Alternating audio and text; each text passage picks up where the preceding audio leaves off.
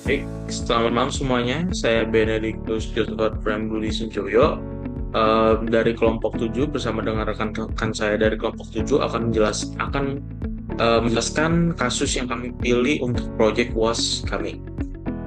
Jadi pertama-tama proyek UAS ini akan membahas secara singkat latar belakang kasusnya dan juga bagaimana kita menerapkan materi-materi yang sudah diajarkan. Kasus yang kami pilih ini adalah fenomena bunuh diri yang di streaming secara langsung melalui media sosial. Korbannya adalah seorang selebgram berinisial MJ di Kebayoran Lama, Jakarta. Jadi dari kasus tersebut kami akan mencoba untuk melakukan analisis etikanya. Pertama, poin pertama yang akan kami lakukan adalah mengkategorikan klaimnya. Um, jadi di kasus yang kami analisis ini, dari sudut pandang berpikir kritis, langkah pertama adalah mengkategorikan klaimnya. Klaim fakta yang mencakup informasi yang dapat diverifikasi seperti kronologi bahwa korban dan pacar sempat bertengkar, dan keesokan paginya korban ditemukan tewas dalam keadaan gantung diri, bahwa sebelumnya korban sudah beberapa kali mencoba bunuh diri. Di sisi lain, muncul juga klaim opini dan interpretasi. Misalnya anggapan bahwa pertengkaran soal batal konten tersebut menjadi penyebab utama bunuh diri, atau bahwa budaya mengukur nilai diri dari konten dan popularitas membuat korban semakin tertekan. Klaim seperti ini itu tidak bisa langsung dianggap benar-benar karena bercampur dengan penilaian yang juga cukup subjektif. Selain itu juga ada klaim normatif atau kebijakan seperti seruan supaya masyarakat lebih peduli pada kesehatan mental dan juga ajakan supaya pasangan dan keluarga lebih peka terhadap tanda-tanda depresi. Setelah pengelompokan klaim, ada analisis kritis dari kasus yang berlanjut dengan tahap identifikasi, analisis, dan evaluasi. Jadi pada tahap identifikasi itu penting untuk kita memetakan aktor yang terlibat, yaitu korban, pacar korban, keluarga, dan juga aparat kepolisian yang memberikan keterangan, serta penonton live Instagram yang mungkin menyaksikan kejadian tersebut secara langsung. Lalu menelusuri bagaimana rangkaian peristiwa, tangkaran mengenai batal membuat konten, dan kondisi emosional yang yang disebut sering marah-marah dari korban, hingga keputusan tragis yang diambil. Lalu tahap analisis kemudian menelaah hubungan sebab akibat dengan hati-hati.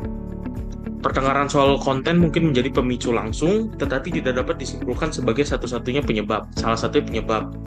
Ada juga latar belakang kesehatan, mental, pola konflik pada hubungan, dan tekanan untuk terus produktif di media sosial yang juga mungkin bisa dilihat sebagai faktor yang saling berinteraksi.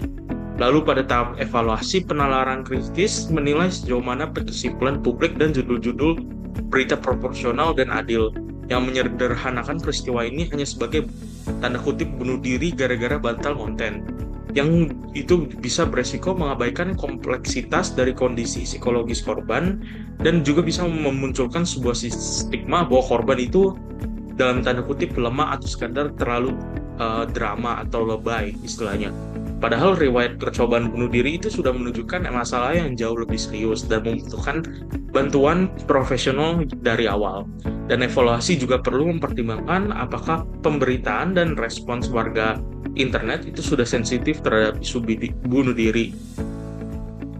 Misalnya dengan menyertakan imbauan untuk mencari bantuan profesional atau tidak menyebarkan konten live yang bisa memicu traumatisasi ulang. Poin-poin selanjutnya akan dijelaskan oleh rekan-rekan saya. Dalam menjelaskan kasus ini, penting untuk menyusun argumen dan counter-argumen yang seimbang. Di satu sisi, ada argumen bahwa tekanan budaya media sosial yang menilai keberhasilan diri dan konten dari engagement dapat memperparah kondisi orang yang sudah rentan. Ketika rencana membuat konten batal atau berujung pada konflik, korban bisa merasa gagal memenuhi standar yang ia atau lingkungannya tetapkan.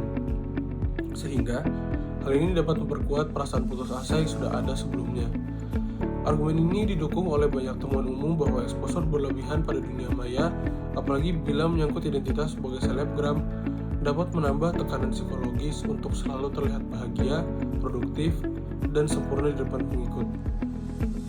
Counterargumen yang perlu dipertimbangkan adalah bahwa tidak semua orang yang menggunakan media sosial secara intens atau mengalami konflik secara asmara akan melakukan aksi bunuh diri. Faktor kunci yang membedakan adalah kondisi kesehatan mental, dukungan sosial, dan kemampuan mengelola emosi. Sehingga, fokus solusi tidak cukup hanya menyalahkan media sosial atau pasangan, tetapi juga pada deteksi dini, akses layanan psikolog atau psikiater, dan pendidikan literasi emosi. Dalam ranah tanggung jawab moral, ada argumen bahwa pasangan, teman, dan keluarga seharusnya lebih peka terhadap tanda-tanda bahaya seperti perubahan emosi drastis dan riwayat percobaan bunuh diri. Sementara counterargumen mengingatkan bahwa orang di sekitarnya sering tidak memiliki pengetahuan yang memadai tentang gejala gangguan mental dan tidak dapat sepenuhnya menanggung beban kesalahan atas keputusan ekstrim yang diambil individu. Menampilkan argumen dan counterargumen ini menunjukkan bahwa kasus MJ tidak boleh dilihat secara hitam putih, melainkan sebagai persoalan kompleks yang menyangkut individu, relasi, dan budaya digital. Kemampuan berpikir kritis berikutnya adalah membuat pola deduktif spesifik yang membantu menguji konsistensi penalaran terkait kasus ini. Sebagai contoh, pola modus ponens dapat digambarkan sebagai berikut. Jika seseorang sudah beberapa kali mencoba bunuh diri, maka ia memiliki risiko tinggi untuk kembali melakukan bunuh diri bila tidak mendapatkan pertolongan profesional. MJ sudah beberapa kali mencoba bunuh diri, maka MJ memiliki risiko tinggi untuk kembali melakukan bunuh diri jika tidak ditangani secara serius. Pola ini menegaskan urgensi intervensi psikologis dengan catatan bahwa premis pertama didukung pengetahuan umum tentang resiko bunuh diri berulang pada orang dengan riwayat sebelumnya. Modus tollens bisa muncul dalam penalaran jika lingkungan sekitar peka dan merespon serius gejala percobaan bunuh diri. Maka percobaan selanjutnya dapat dicegah atau diminimalkan.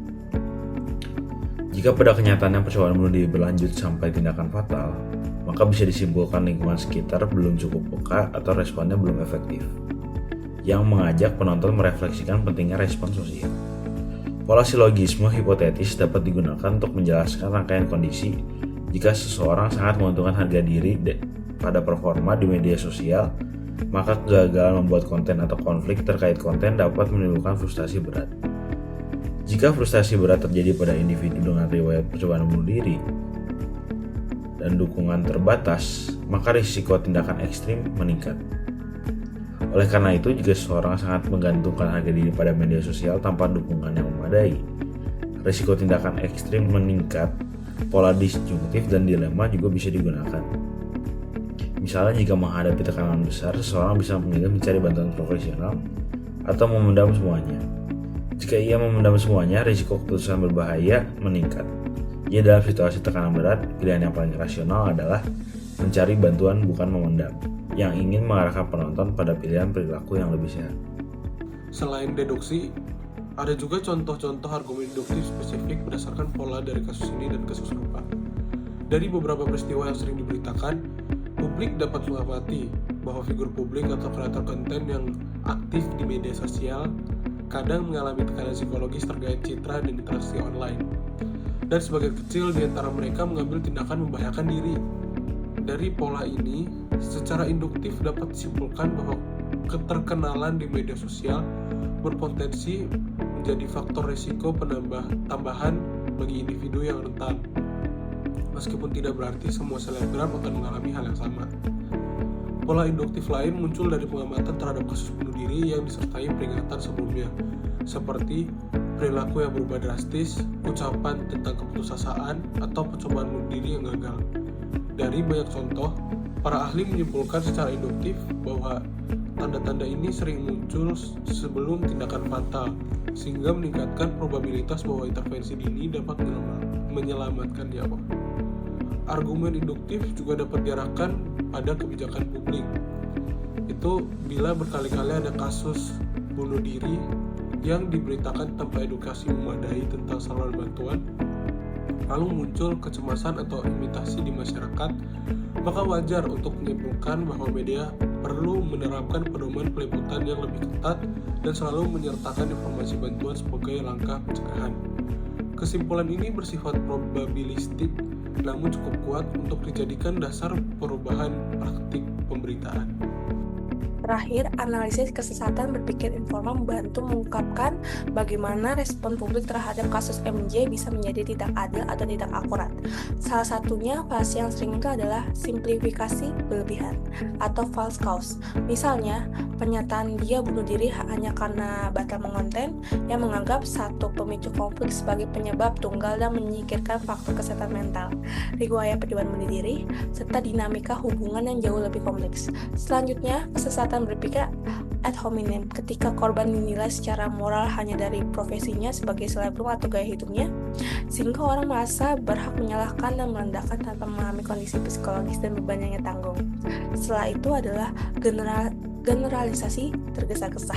Misalkan menyimpulkan bahwa semua selebgram lebay atau tidak kuat menghadapi masalah hanya berdasarkan satu kasus yang tragis, padahal hanya kreator konten lain yang mampu mengelola tekanan dengan lebih sehat.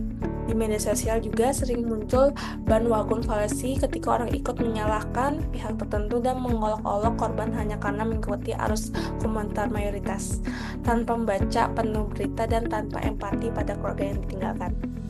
Lalu selain fallacy yang sudah disebutkan, ada beberapa kesesatan berpikir yang lain yang memperkuat mengapa respon publik terhadap kasus MJ ini menjadi tidak akurat. Pertama, post-hoc fallacy, yaitu ketika orang menganggap satu peristiwa sebelumnya sebagai penyebab utama tragedi. Misalnya, menyalahkan konflik terhadap tanpa melihat kondisi psikologis yang lebih dalam. Kedua, appeal to ignorance, ketika publik berarti menarik kesimpulan karena tidak ada bukti, padahal ketidakadaan informasi bukan berarti suatu kondisi tidak ada, terutama terkait kesehatan mental yang sering bersifat privat. Ada juga slippery slope, yakni anggapan bahwa perilaku emosional di media sosial pasti berulang pada tindakan ekstrim yang memperkuat stigma terhadap ekspresi psikologis.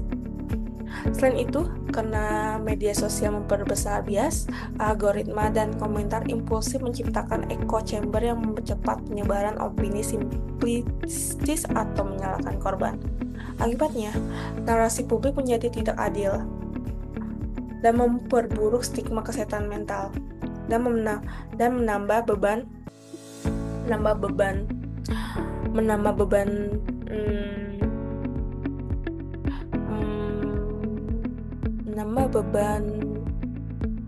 bagi keluarga. Dengan memahami berbagai fallacy ini, kita dapat melihat bahwa banyak respon publik bukan karena emosionalnya, tapi juga salah logika, sehingga penting bagi masyarakat untuk lebih berhati-hati, kritis, dan empati dalam memahami tragedi.